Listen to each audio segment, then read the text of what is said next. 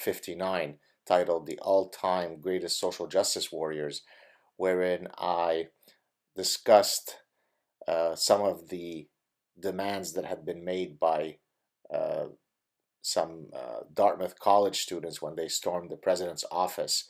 This was uh, an activist action called the Freedom Budget, and it was absolute lunacy. I would really encourage you to go back and listen to that clip and get your hands on the actual document from the Dartmouth students, as I said, known as the Freedom Budget, because you will see what it means to have a generation of students parasitized by all sorts of nonsense.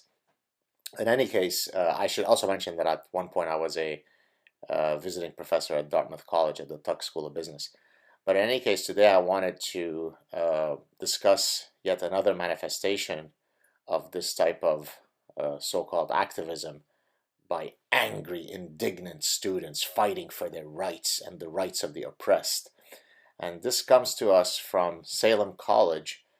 I accessed the story via Inside Higher Ed.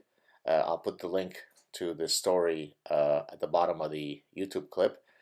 And in that particular article, they provided a link to a 10-page document. This was on a student's Facebook page where she had actually listed the document, the 10-page document, and I actually downloaded it so that I could analyze it. And so what I'd like to do today is read for you some of the most astonishing demands and passages from this call to action.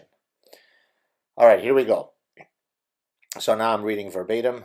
All members of the board, they're referring to the Board of Trustees here, so all members of the board are required to have a minimum of 16 hours of diversity training every year to be completed prior to the first board meeting. At each Board of Trustees meeting, there will be a minimum of 2 hours set aside to continue diversity training. This training will include intersectional diversity training and can be done with the chair of the Office of Diversity and Inclusiveness or through approved outside sources that are vetted by the chair of the Office of Diversity and Inclusiveness. Individuals who do not complete this training will be held accountable and have their positions reviewed by the chair of the Board of Trustees, the president of the college, and an appointed individual from the Office of Diversity and Inclusiveness, who is appointed by the chair of the Office of Diversity and Inclusiveness for possible disciplinary action or dismissal. So show up for your brainwashing session, you immoral pig, otherwise you will be fired. But of course, this is all done in the name of freedom and inclusion and diversity. Incidentally, I won't repeat roughly the same passage for a whole bunch of other groups that were required, according to the students, to take this diversity training. These include, so the same demands were made of the following groups. Number one, administration. So not only the Board of Trustees, but anybody who is serving in the administration has to go through the exact same set of requirements that were described in the passage that I read for you. Faculty have to go through it. Anybody who works in health and counseling services, anybody in the general staff, and the alumni board and the board of visitors. So anybody who in any way is linked to Salem College must go to 16 hours of diversity training and all the other nonsense that I read in the passage. I mean, again, I'd ask you to stop for a moment and think. If I were satirizing this, you would have a hard time believing it.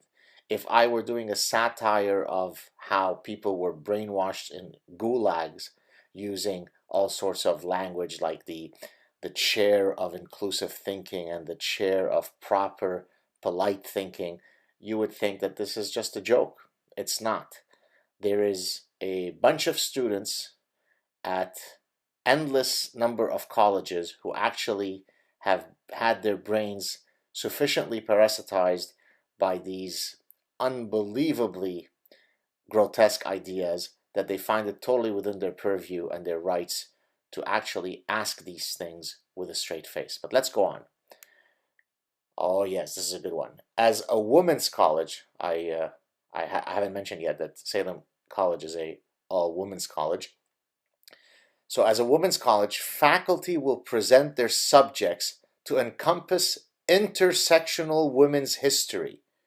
Congruently, faculty will present their subjects with lenses and content reflecting non-Western perspectives and the history of people of color as well. This is not satire. I'm not making this up. I'm not trying to make you laugh. This is actual students demanding this. So let's suppose I am a professor at Salem College. So I teach consumer psychology, psychology of decision making, evolutionary psychology, evolutionary consumption.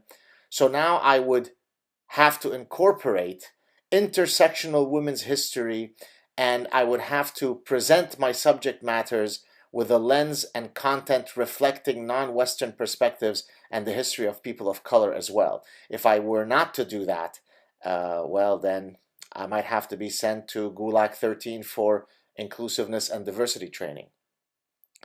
Let's go on with another demand. The proportion of people of color that are on the board of trustees will reflect the proportion of current Salem College and Academy students that are students of color.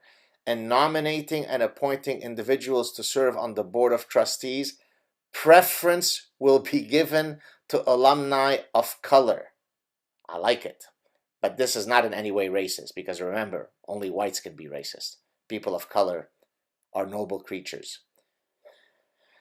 The proportion of people of color that are on administration will reflect the proportion of current Salem College students that are students of color. And in both of these last two demands, they refer to some chart that refers to the racial and demographic breakdown, or the racial breakdown of the student body. Let's go on. The Health and Counseling Services Department will be representative of students on this campus in the areas of race, gender identity and expression, sexuality, class, ability, etc. There will always be at least one intern who is a person of color and at least one intern who identifies as LGBTQ+. So for example, if you suffer from schizophrenia and you need to go to the health and counseling services, well, I mean, you need, if you are a person, say, who is gay, then it would have to be that there has to be an LGBTQ plus person taking care of you. That's only fair. There will be accurate representation of the Salem student population in the admissions literature sent out to prospective students. This is across all senses of intersectionality, race/ethnicity. Now listen to the next one, including not giving preference to lighter skinned people of color. So it's not just a matter of people of color and white people. You could be a person of color, but you are a lighter skinned person of color. Then we have to take that into the demographic realities. And other intersectionality measures that we have to look into are gender, sexual identity, class, ability, etc. Let's go on. Other demand. Administration will follow through with their commitment to embrace diversity and will actively address any current political, local, and/or national unrest and divisiveness, such as the 2016 presidential election, House Bill 2, national and international social justice protests and/or violations of rights, etc., in a timely manner, preferably by the week following the event. So the students are demanding of the university administration to address issues, national and international news or local news that somehow they deem as being relevant to their social justice warrior issues. And if they don't, then they are in violation of that objective. The statements and actions made at these times will state in direct terms what the school does and does not stand for or condone, such as hate speech, divisive and offensive symbols, threats, or actual violations of personal safety, etc. So again, the administration should always be on top of the news, so that anytime something happens, it could be in the Ukraine, it could be in Kamchatka, it could be in Namibia, it could be right down the street, they have to address all of these events that are happening around the world in a way that demonstrates that they are committed to diversity and inclusiveness. Otherwise, they're in violation of that objective, in which case, off to Gulag 13 you go. In an effort to avoid a conflict of interest, instate a policy that allows students to submit complaints about a faculty member, including professors with tenure and adjunct professors, to any member of Committee on Community. While working towards establishing a permanent human resource department, the Committee on Community will serve in this capacity.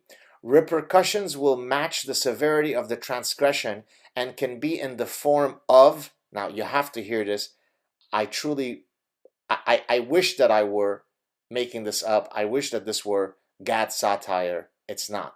So A, mandatory individual diversity training. So if you are found of having committed some transgression, and the transgression of course could be anything, number one, you have to go to mandatory individual diversity training. Number two, a written apology to the student whom they've offended and or the entire school at the discretion of the offended party. So remember, now we have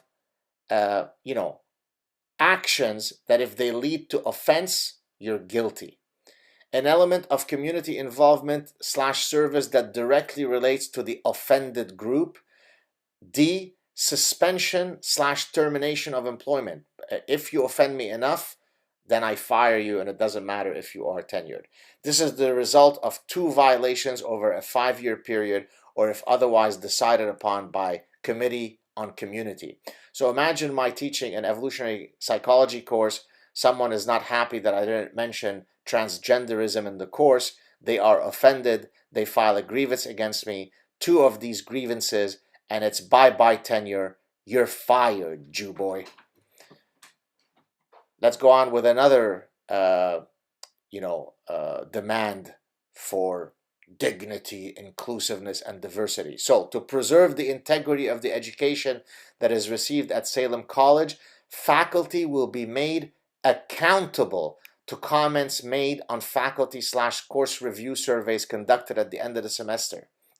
So, of course, when we submit our dossiers for evaluation, say for example for promotion or for salary increase, we submit our teaching dossier. But what does it mean to be held accountable, right? Sometimes students write the most unbelievably offensive things, speaking of offense, in their teaching evaluations. There's no way for you to cross-examine them. There's no way for you to defend yourself as a professor. There's no way for you to know who said this thing, right? So somebody could say, Professor John Smith is a bigot because he spoke about XYZ. Well, you're going to be held accountable to that. Let's go on. Faculty members will be held accountable for, wait for it, microaggressions, as well as with the appropriate repercussions. Of course, anything is a microaggression, so it is almost impossible to show up to the university campus without you being found guilty of original sin. Forgive the pun. The Salem Signature first-year courses will include an intensive period of diversity training during their first semester here, lasting a minimum of 8 contact hours by a certified instructor. So a certified instructor who's been taught on all the social justice warrior mumbo jumbo will teach all students who come to the school how to properly think, how to properly speak, which thoughts are appropriate, which are not. And that it doesn't matter whether you're studying neuroscience or mathematics or women's studies, you would have to go through this program. Another requirement, the proportion of people of color that are faculty members will reflect the proportion of current Salem College students that are students of color. Show me those skin hues, math department. I don't see enough skin color that's dark. It's time to get rid of you, John Smith, white boy. We need more math professors of color. This definitely adheres nicely to Martin Luther King's famous wish that people should be judged on their individual merits and their individual characters. Boys, he turning in his grave. In the end of semester professor evaluations, questions will be added asking about the professor's inclusion of the diversity in their class, i.e., questions about multicultural and multi-religious perspectives, facilitation of diverse class discourse, addressing social and campus climate, measuring students' mental and emotional wellness, etc. I mean, this is breathtaking. So I'm teaching a course in psychology of decision making in the business school. I should incorporate a multicultural and multi-religious perspective, and I should also gauge the students' mental and emotional wellness, especially if they are part of a marginalized and disenfranchised group. Otherwise, I would be in violation of these edicts. When a professor is up for tenure, this is fantastic. The senior student with the highest GPA in the professor's major will serve on the tenure board and have a voice in the decision of whether or not the professor will receive tenure. So the tenure decision is, one of the most important decisions that is done in academia. This is when a university, and oftentimes the discipline at large, evaluates the dossier of the professor in question to see whether that professor has contributed enough to knowledge, to science, to academic thought, to the pantheon of knowledge, that he or she is worthy of receiving the protection afforded by tenure. Well, now an undergraduate student would be part of that process. It is breathtaking. Let's go on. Salem College will institute an inclusion policy that reflects this gender policy at Wellesley College. Oh yeah, Wellesley College. Remember, 2014, I delivered an invited lecture at Wellesley College, and that's actually the first time, I think, on record that someone in academia spoke about the gender pronoun issue. If you remember, after I delivered my lecture, a student and I were engaged in a very lengthy debate wherein she was arguing that it is perfectly reasonable for me to have to poll the students at the start of class as to their gender identity, and so that I could address them appropriately. And my thinking was, I mean, are you crazy? Are you insane? I'm going to sit at the start of every class and poll people as to what their gender identities are. And of course, a few years later, this situation became that much more famous with the Jordan Peterson situation. But in any case, let's go on. So this is the Wellesley gender policy. Wellesley will consider for admission any applicant who lives as a woman and consistently identifies as a woman. Therefore, candidates assigned male at birth who identify as women are eligible to apply for admission. The college also accepts applications from those who were assigned female at birth, identify as non-binary, and who feel they belong in our community of women. So remember, Wellesley College is also an all-women's college, just like Salem College. And so if you are a man, if you are biologically a man, you were born a man, but you identify as a woman, then you could now attend these all-women's colleges. I'd be curious to see what happens in very intimate situations that are likely to occur when you have same-sex, I don't know, dorms and showers and so on. But in any case, let's go on.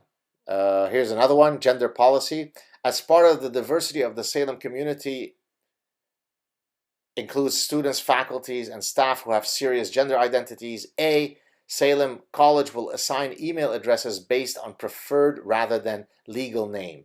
Salem College students will be allowed to update their ID cards with preferred names free of charge. The mailroom will use preferred names and ID numbers to distribute mail. So, for example, if your legal name is John Smith, but you don't want to go by that name, then we're now going to create a whole new system to cater to the fact that you might not want to be called John Smith. You might want to be called Lady Gaga. B, Salem College will use gender-neutral language in all official correspondence and require employees of the institutions to do so as well. Paging Dr. Jordan Peterson, i.e. Salem siblings instead of Salem sisters, right? Salem sisters is gendered, that's bad. Salem siblings is more inclusive. Any employee of the college who refuses to follow this policy shall be reported to Honor Council, and the appropriate disciplinary action will be taken. This is not a joke, people. This is real. This is at a real university or college. Let's go on. Salem College will provide gender-neutral housing similar to the open housing program offered at Bernard College. So, and here's their program at Bernard College. Bernard Residential Life and Housing is pleased to take part in Columbia's open housing program in order to allow students to choose into suites or rooms together regardless of gender identity. The primary reason for such a policy is to provide housing options that take into consideration varying identities and preferences, and to ensure a comfortable and welcoming environment for all students. And then there is the link to that particular policy at Bernard College that's provided. So there you have it. And then they end with this very ominous passage. You've had your chance to ignore this, but now it's in your face. Pay attention. It's past time you take steps to implement the rights, policies, and demands necessary to alleviate the inequity and discrimination that permeate every facet of Salem College. This call to action demands policies that should have been instated, strange word, since the founding of Salem. Salem does not stand for diversity and inclusiveness, and will not until each of these policies is instated. Do they mean instituted? Not sure. It's time you act and stand for an equitable and intersectional Salem. There is no alternative. So there you have it, folks. This is the world that we live in. This is why I'm taking the time and I'm committing the effort to go and testify in front of the Canadian Parliament on Bill C-16, which is only a small part of this larger collective lunacy that has infected the minds of the current generation of students. And of course, those students eventually become the political leaders of the future. In some cases, these political leaders have already hatched. They're called Justin Trudeau et al. And we, in so doing, in supporting, or at least in being quiet in the face of this type of lunacy, we allow these movements to take greater space in the public discourse, and ultimately, slowly our freedoms, slowly our commitment to reason, our commitment to science, our commitment to logic are eaten away. So we all have a voice. Stand up, mock this, ridicule it, criticize it, reject it, speak your mind before you're sent away to Gulag 13. Take care. Ciao.